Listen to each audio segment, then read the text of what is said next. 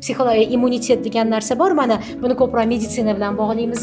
Ya'ni o'sha immunitet kuchliroq bola kam kasal bo'ladi deymiz yoki immunitet kuchliroq odam deylik sovuvda ham chiqib ketdi, kasal bo'lmadi. Xuddi shunga o'xshab u bizani fiziologik immunitetimizni ko'rsatadi.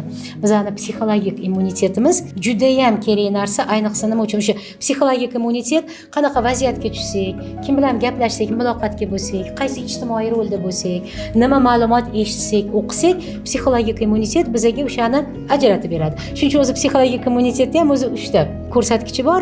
Ya'ni o'zimda qariydi, psixika maniki emas, kerak emas.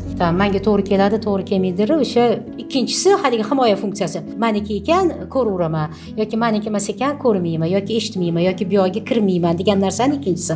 Va keyin shunga qarab xatti-harakat, adaptatsiya. Filtr, himoya, adaptatsiyani birinchi blok immunitet qilib beradi. Rasmni chizib beradigan narsa o'sha.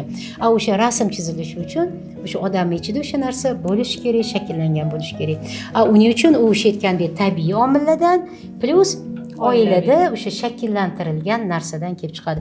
Shuning uchun aytayapman, nechta muammolar bilan ishladik, qanaqa vaziyatlar bilan ishlamadik, baribir ham oxiri o'sha narsaga taqalib olamiz. Qaysi ko'rsatkichlar bu yoshda shakllanadi. Shuning uchun aytaman, unda oylab gapirilganda unaqasiga oxiri qaysi yosh nima vaziyat yoki so'zda odam kelib to'xtab qolsa aytaman, demak bu shu yoshi o'shanga qarab aniqlash mumkin.